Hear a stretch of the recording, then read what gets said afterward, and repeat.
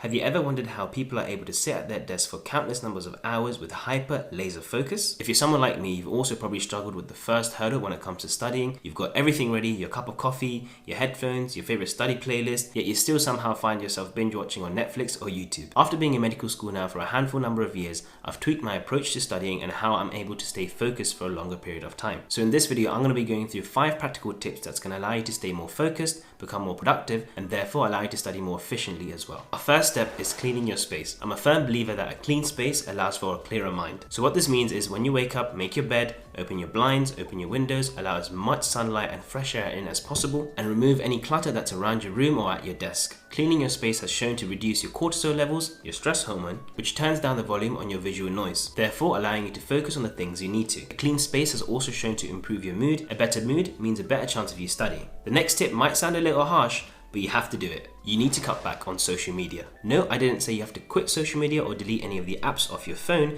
You just need to create some boundaries and know your limits when it comes to these platforms. With the rise of short form content on TikTok, Reels, and even YouTube Shorts, we're constantly being exposed to content that's 10 seconds, 15 seconds, or even sometimes shorter as well. And with the unlimited number of times you can swipe up to get the next burst of new content and the next burst of dopamine, we're constantly drawn to these apps to stay on their platform and keep consuming. And with constant exposure on these platforms, our attention span is taking a hit, which basically means that your ability to focus will decline as well. Social media is great because you get value in forms of education as well as entertainment as well, but all I'm asking is set your limitations so you're not overexposing yourself to these applications. I use an app called 1sec, which basically opens up every time I tap onto any of my social media applications, and it asks me, do I want to enter the app or not? And I find this super helpful because I'm able to take a moment for a second and think whether I actually want to go in the app or whether I'm just going to be mindlessly scrolling. Cut back on social media and improve your ability to focus. The next tip is all about going in with a plan. You should never, ever go in blind. Let me explain. Before you get started with studying, it's super crucial that you make a to-do list. This is so that you know what you're going to be working on and you don't spend any time distracted thinking of, should I study this, should I study that? If you're someone who reads, I'd highly recommend Deep Work by Cal Newport. It's completely changed the way I approach studying, and one of the things he goes through is you should limit the number of tasks that you're focusing on, and you shouldn't multitask. Do one work at a time and do it for as long as possible, and know what you're going to be studying by making a to-do list, preferably the night before. Matthew Walker, the author of Why We Sleep, has said that we're currently in a silent sleep loss epidemic. This means that we're not prioritizing our sleep, and I'm here to tell you that sleep is super crucial if you want to study efficiently and stay focused for a longer period of time. This is because during sleep, specifically deep sleep, our brain is going through neural wiring, and what this means is that the brain is creating and maintaining neural pathways that are crucial for memory formation as well as retention as well. And these are necessary to be able to focus and therefore enhance your ability to learn and have problem solving skills. Our final tip is all about time blocking your study periods. What this means is that you have a scheduled time on a daily basis that's purely meant for studying and for focusing. By being consistent with these schedules, it allows your brain to prepare prior to your study periods where you need a lot of focus. The brain is basically telling itself it's time to get ready to study, so let's optimize ourselves to learn new information. When you're also consistent with your study schedule,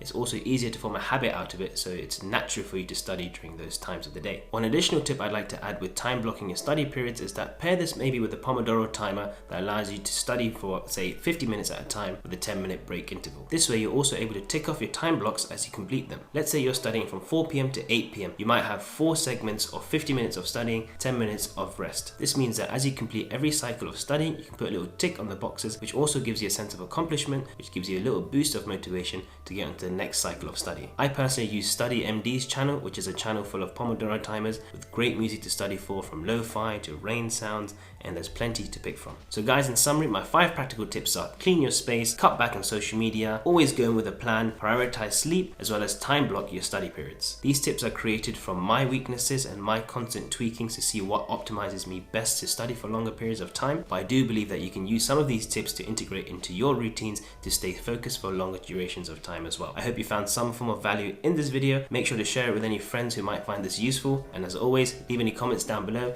leave a like, subscribe if you haven't already, and with that being said, take care of yourself, take care of each other, and I'll see you guys in the next video.